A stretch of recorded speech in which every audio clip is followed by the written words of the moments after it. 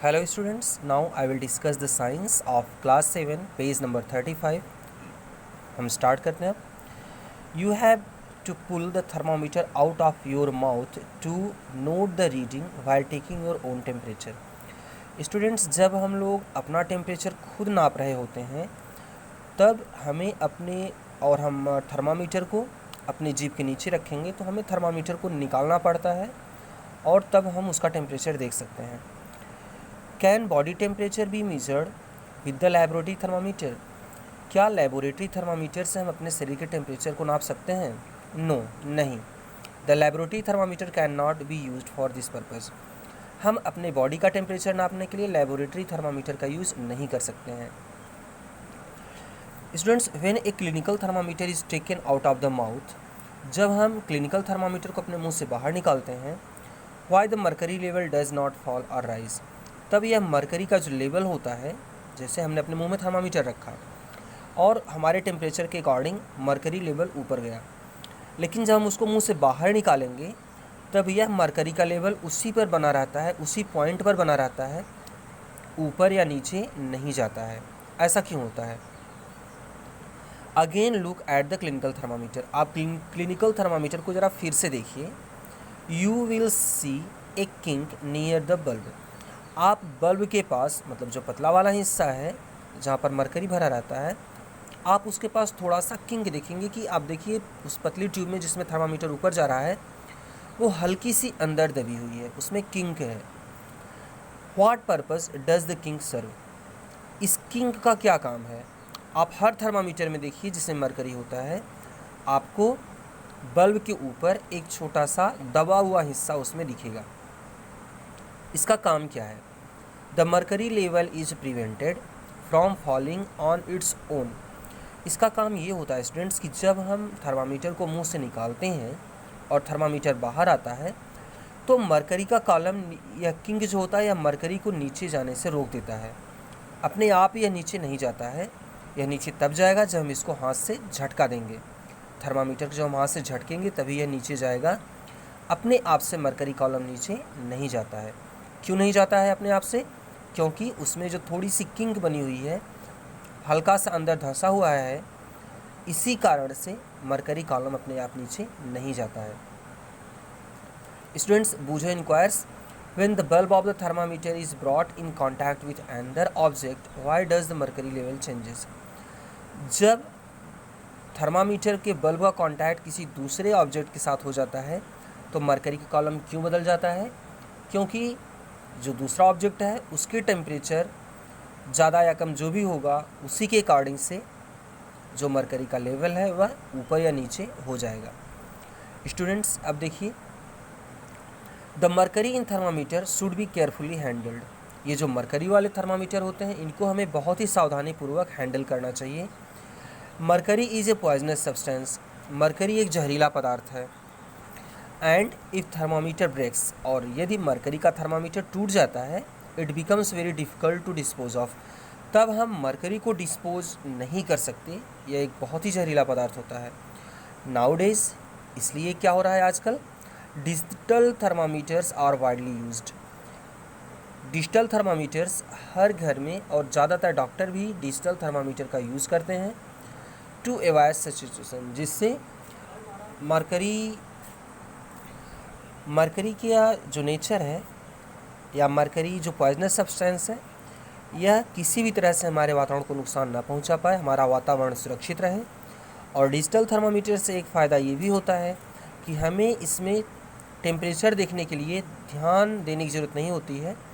जैसे mercury thermometer में हम बहुत ध्यान से देखते हैं मरकरी के कॉलम को कितना ऊपर है कितना नीचे गया है। डिजिटल थर्मामीटर में डिजिट्स में लिख के टेम्परेचर आ जाता है कि हमारे बॉडी का टेम्परेचर कितना है, ये डिजिट्स में, नंबर्स में लिख के आ जाता है। तो इस तरीके से हमारे लिए डिजिटल थर्मामीटर ज़्यादा सुविधाजनक होता है। स्टूडेंट्स, अगली हेडिंग है transfer of heat. Transfer of heat को हम समझेंगे। स्टूडेंट्स, ट्रांसफ़र ऑफ हीट का मतलब ये है कि आप पर डे आप लोग देखते होंगे कि आपके यहाँ खाना बनता है, तो ये जो गैस है, जल्दी तो ये है, गैस से कुकर गर्म हो जाता है या कढ़ाई गर्म हो जाती है। तो कैसे? ये जो हीट का ट्रांसफ़र कढ़ाई के अंदर हो रहा है, पूरे के पूरे कढ़ाई में या पूरे के पूरे कुकर में, और कुकर के अंदर जो भी पानी या कोई भी चीज़ रखी हुई है उसमें हीट का ट्रांसफ़र कैसे होता है ये हम लोग समझेंगे।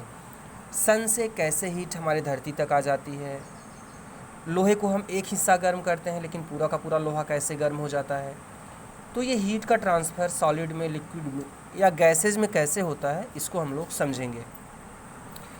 A cooking utensil become hot when kept on flame. जब हम कुकर को गैस के ऊपर रखते हैं, फ्लेम के ऊपर रखते हैं, तो ये पूरा का पूरा हमारा बर्तन गर्म हो जाता है। Why does it get heated up, यह पूरा का पूरा गर्म कैसे हो जाता है, जबकि आँच तो एक ही हिस्से में लग रही है लेकिन पूरा का पूरा कुकर कैसे गर्म हो जाता है। It is because the heat passes to the utensil from the flame. ऐसा इसलिए होता है क्योंकि हीट फ्लेम से उस बर्तन में जा रही है। The utensil slowly cools down when removed from fire. और जब हम बर्तन को आग पर से हटा लेते हैं तो यह धीरे धीरे ठंडा हो जाता है। व्हाई डज़ इट हैपन, ऐसा क्यों होता है। The heat from the utensil is transfer to its surrounding. हमारे बर्तन से जो हीट है वह आसपास के वातावरण में चली जाती है। In both the cases the heat flow from a hotter object to a cooler object in both cases.